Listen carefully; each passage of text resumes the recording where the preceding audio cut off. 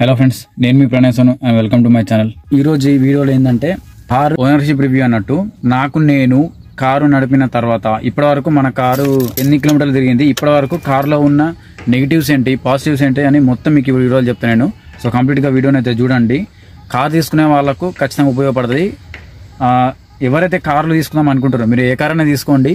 So Tata గురించి ఉన్న benefits already మీకు తెలుసు. సో ఇది నెంబర్ 1 మన ఇండియాలో అయితే నెంబర్ 1 ఇదే. సేఫ్టీ పరంగా కానీ అన్నిటి పరంగా చూసుకుంటే టాటా ఇస్ ద బెస్ట్, నా ఒపీనియన్ చెప్తున్నా. నా దగ్గర చాలా మంది ఎవరైనా కూడా టాటాని ప్రిఫర్ చేస్తారు, ముఖ్యంగా సేఫ్టీ కోసమే. సో బయట జనాలకు షో ఇవ్వడానికి అయితే కాదు, అది మాత్రం గుర్తుపెట్టుకోండి. ఆ దృష్టిలో కార్లను తీసుకుంటే తక్కువ రేట్లో వస్తున్నాయని చెప్పి తీసుకొని యాక్సిడెంట్లు అయ్యి ప్రాణాన్ని కోల్పోవడం ఇది మాత్రం కరెక్ట్ కాదు. సేఫ్టీ ముఖ్యం మనకి ఎప్పుడైనా కూడా. ఫ్రెండ్స్, మనం కార్ తీసుకున్న తర్వాత ఇప్పటి వరకు 3711 కిలోమీటర్లు అయితే తిరిగింది మొత్తం కార్ మొత్తం ఇప్పటి వరకు. దీని ఫస్ట్ సర్వీసింగ్ కూడా అయిపోయింది. సర్వీసింగ్ ఇచ్చిన తర్వాత మైలేజ్ ఎట్లుంది, సర్వీసింగ్ ఇవ్వక ముందు మైలేజ్ ఎట్లుందో నేను మీకు ఎక్స్ప్లెయిన్ చేస్తా. ఫ్రెండ్స్, ఇప్పుడు మనం కార్ తీసుకొని దగ్గర 2 నెలలు దాటింది. సో ఈ 2 నెలల్లో 3711 కిలోమీటర్లు మనం నడిపాం దీన్ని. సో ఇప్పటి వరకు దీన్ని నడిపిన తర్వాత నాకు వచ్చిన పాజిటివ్లు ఏంటిదంటే కారు మాత్రం నాకు కంఫర్టబుల్గా బాగా నచ్చింది. సో తక్కువ ప్రైస్లో 8.5 లక్షలకి ఇప్పుడున్న దీంతో పాటు పోటీగా ఉన్న పెద్ద పెద్ద కార్లు ఉంటాయి కదా, సో వాటికి మంచిగా ఇది బెటర్ అని చెప్పొచ్చు. అంటే తక్కువ బడ్జెట్లో బెస్ట్ కార్ అయితే ఇదే మనకి ఇప్పుడు టాటా పంచ్. దీంట్లో డ్రాబ్యాక్స్, బయట కార్ నడిపేటప్పుడు ఇంజన్ సౌండ్ ఎట్లయినా వస్తాయి కదా, ఈ ఇంజన్ సౌండ్ అనేది లోపలికి వస్తుంది మనకు డాష్బోర్డ్లో కానీ మన క్యాబిన్లోకి అయితే వినిపిస్తుంది ఖచ్చితంగా. మరీ ఎక్కువ కూడా కాదు, కొంచెం అయితే లైట్గా లోపలికి అయితే వినిపిస్తుంది. మనకు కొంచెం ఇబ్బంది పడతాం పికప్ పరంగా. నేను ఓవర్టేక్ చేద్దాం అనుకున్న టైంలో ఇది మాత్రం పికప్ అయితే తీసుకుంటలేదు. సో అక్కడ నాకు ఇబ్బంది అనిపిస్తుంది బాగా. సడన్గా ఏదైనా వెహికల్ ఇట్లా ఓవర్టేక్ చేద్దామని ఎక్సిలేటర్ తొక్కి ఒక 3000 RPM మెయింటైన్ చేస్తేనే ఇది ఓవర్టేక్ చేయగలుగుతుంది, అంతకు మించి అయితే ఓవర్టేక్ చేస్తలేదు. సో ఎవరైనా మీరు టాటా పంచ్ తీసుకునే వాళ్ళు కానీ జనాలు కూర్చున్నా కూడా లేకుంటే ఓవర్టేక్ విషయంలో అయితే కొంచెం కష్టము. ఒకనొక టైంలో ఓవర్టేక్ చేస్తాం ఖచ్చితంగా. సో ఆ టైంలో ఎదురుగా ఏమైనా వెహికల్స్ వచ్చేటప్పుడు మాత్రం దీన్ని ఓవర్టేక్ చేయొద్దు ఎవరు కూడా. చేస్తే ఖచ్చితంగా ఇది అంత మోషన్లో ముందటికైతే వెళ్తలేదు. దూరం నుంచి వెహికల్ వస్తుంది కదా, సో ఆ టైంలోనే ఓవర్టేక్ చేయండి. ఏదైనా వెహికల్ దగ్గరకు వచ్చే టైంలో మీరు ఓవర్టేక్ చేద్దామని ఎక్స్పెక్టేషన్స్ అయితే పెట్టుకోకండి.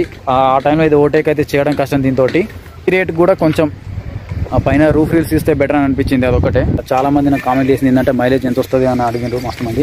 సో మైలేజ్ విషయంగా నేను చెప్తున్నా, మైలేజ్ పరంగా ఇది ఎకనామీ మోడ్లో తర్వాత సిటీ మోడ్లో రెండిట్లలో నేను ఆల్రెడీ వీడియో చేసిన. సో దాన్ని మీకు ఖచ్చితంగా నేను ఇందులో అప్లోడ్ చేస్తాను. సో మనకు ఎకనామీ మోడ్లో అయితే మైలేజ్ కొంచెం వస్తుంది, బెటర్ అని చెప్పచ్చు, ఒక 2-3 కిలోమీటర్స్ అనుకోండి అట్లా. అదే సిటీ మోడ్లో అయితే కొంచెం మైలేజ్ అనేది తక్కువ ఇస్తుంది. కంటిన్యూస్గా మనం బ్రేక్స్ కూడా ఎక్కువ దొక్కదు. బ్రేక్స్ దొక్కినా కూడా కొంచెం కష్టమే, ఎందుకంటే కంటిన్యూస్గా బ్రేక్ దొక్కితే మైలేజ్ అనేది కొంచెం తక్కువనే చూపిస్తుంది. అట్లా కాకుండా హైవే పైన కంటిన్యూస్గా వెళ్తాం కదా, హైవే పైన కంటిన్యూస్గా వెళ్ళినప్పుడు మంచి ఎకనామీ మోడ్ ఆన్ చేసుకొని వెళ్ళండి, మైలేజ్ కొంచెం బెటర్గానే వస్తుంది. పర్ఫెక్ట్గా సిటీలో నడపాలి అనుకుంటే హెవీ ట్రాఫిక్ ఉన్న ఏరియాలో నడిపితే 10 వస్తుంది మైలేజ్, అంతే, అంతకుమించి అయితే ఎక్కువ రాదు. అది ఓవర్ హెవీ, ఒక vehicle to vehicle 1 inch distance ఉన్న హెవీ ట్రాఫిక్లో నడిపిన అప్పుడు నాకు యావరేజ్ మైలేజ్ 30 కిలోమీటర్లకి 9 వచ్చింది, 9 లీటర్లే వచ్చింది. సో అట్లా కాకుండా ఒకవేళ హైవే పైన వెళ్తున్నాం అనుకోండి, మొత్తం కంప్లీట్గా హైవే పైన వెళ్తున్నప్పుడు మనకు కార్ మైలేజ్ వచ్చేసి మొత్తం దగ్గర ఒక అది కూడా 60 స్పీడ్ మెయింటైన్ చేసి కరెక్ట్ RPM అని మెయింటైన్ చేస్తే ఖచ్చితంగా మనకు ఒక 20 వరకు అయితే వస్తుంది మైలేజ్. ఇక్కడ ఈ స్క్రీన్ ఉంది కదా, ఇందులో డిస్ప్లే అవుతుంది. హైదరాబాద్ నుంచి నాన్ స్టాప్ ఒక 270 కిలోమీటర్స్ సంథింగ్ వచ్చినప్పటికీ ఎగ్జాక్ట్లీ మైలేజ్ 22 అయితే వచ్చింది నాకు. 22, అది కూడా సిటీలోకి వెళ్ళి మధ్యలో సిటీ, కరీంనగర్ సిటీ, సో ఇవన్నీ దాటుకుంటూ రాగానే 22 వరకు అయితే వచ్చింది. రివ్యూ పరంగా అయితే కార్ మాత్రం ఖచ్చితంగా తీసుకోకుండా ఉండేటట్టు అయితే ఏం లేదు. బిల్డ్ క్వాలిటీ మంచిగా ఉంది. కార్ మొత్తం చూసుకుంటే మాత్రం 5కి 5 రేటింగ్ అయితే ఇవ్వచ్చు. సో సర్వీస్ పరంగా అన్నిటి పరంగా ఇక్కడైతే కార్ గురించి అయితే బాగానే ఉన్నాయి. టాటాకు పేరు పెట్టేటట్టు అయితే ఏం లేదు నెగిటివ్గా. సో ఖచ్చితంగా కార్ తీసుకున్న వాళ్ళైతే కంపల్సరీ తీసుకోండి, ఏం ప్రాబ్లం లేదు. ఈ వీడియో చూస్తున్నారు కదా, సో ఈ వీడియో చూసే ప్రతి ఒక్కరు నా మిగిలిన వీడియోస్ అయితే అన్ని చూడండి. ఖచ్చితంగా నా ఛానల్ని సపోర్ట్ చేయండి, సబ్స్క్రైబ్ చేసుకోండి, లైక్ చేయండి, షేర్ చేయండి.